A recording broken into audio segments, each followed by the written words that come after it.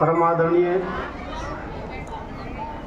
प्रबंधकगण, अभिभावक वृंद व प्यारे बच्चों, बड़ा ही हर्ष का विषय है कि इतना ज़्यादा एनर्जेटिक होकर के, इतने ज़्यादा कॉन्फिडेंस से बच्चों ने यहाँ अभिनय किया और आपको उस हर एक सूत्र में बांधने का प्रयास किया।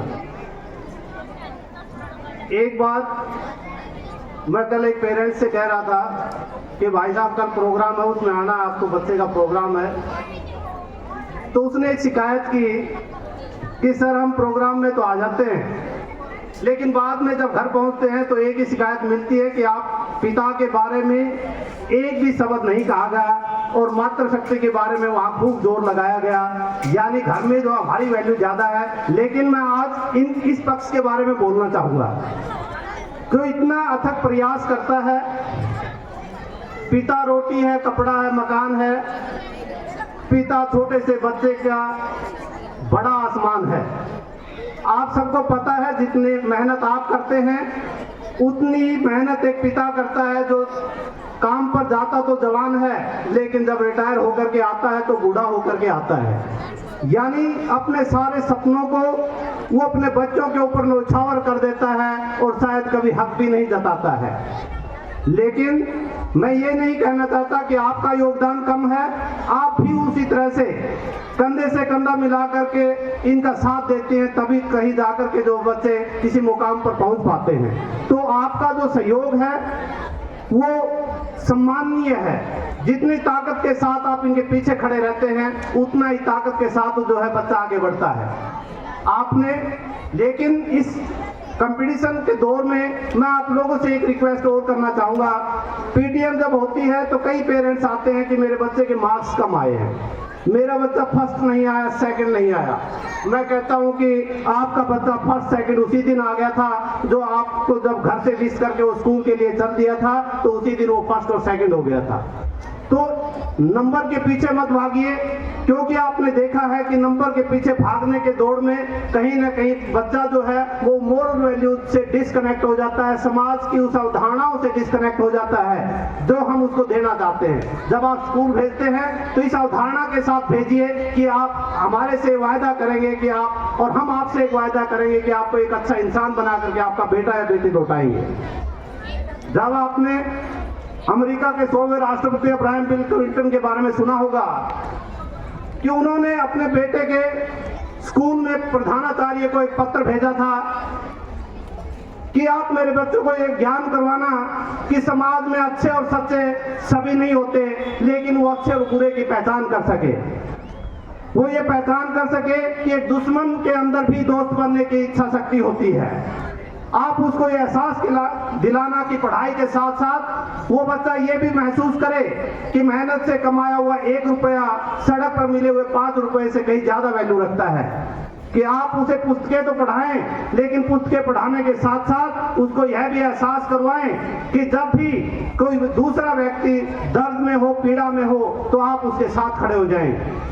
तो जब हम इस तरीके से उम्मीद करेंगे बच्चों से तो निसंदेह वो बहुत आगे पहुंच पाएंगे। आज एक दौर चला हुआ है कि बच्चा +2 करके जो है फॉरेन में कनाडा चला गया जी, बच्चा ऑस्ट्रेलिया शिफ्ट हो गया। अभी फिलहाल की घटना आपने देखा होगा कि 5 फरवरी को अमेरिका से एक हवाई जहाज आया जिसमें 33 बच्चे हरियाणा के भी थे जो वापिस भेज दिए गए। अभी कल शाम को भी एक हवाई जहाज आया है जिसमें 113 लोग फिर वापस आए हैं। तो बच्चों को जो है जीना किस तरीके से है वो जीने का ढंग आप और हम मिलकर के सिखाएं। उस बच्चे को पैसा कमाना ना सिखाएं, क्योंकि विदेशों में जो कम पढ़े लिखे हमारे युवा हैं वो उस चकाचौंध में फंस करके जो है कहीं ना कहीं गुम हो जाते हैं। वो शिष्टाचार वो चीजें नहीं रहती हैं, क्योंकि अभी जो लोग वापस आए हैं उनमें भी कई लोग ऐसे थे जो अपना घर बार बेच करके वहां गए थे और अब वापस आ गए, अब उनके हाथ में कुछ नहीं है। यदि बच्चे में संस्कार अच्छे हैं, बच्चा पढ़ा लिखा है, तो ये बात मान करके चलिए कि आपके बच्चे के लिए रोजगार जो है वो अपने देश में भी है, उसको स्वावलंबन सिखाइए।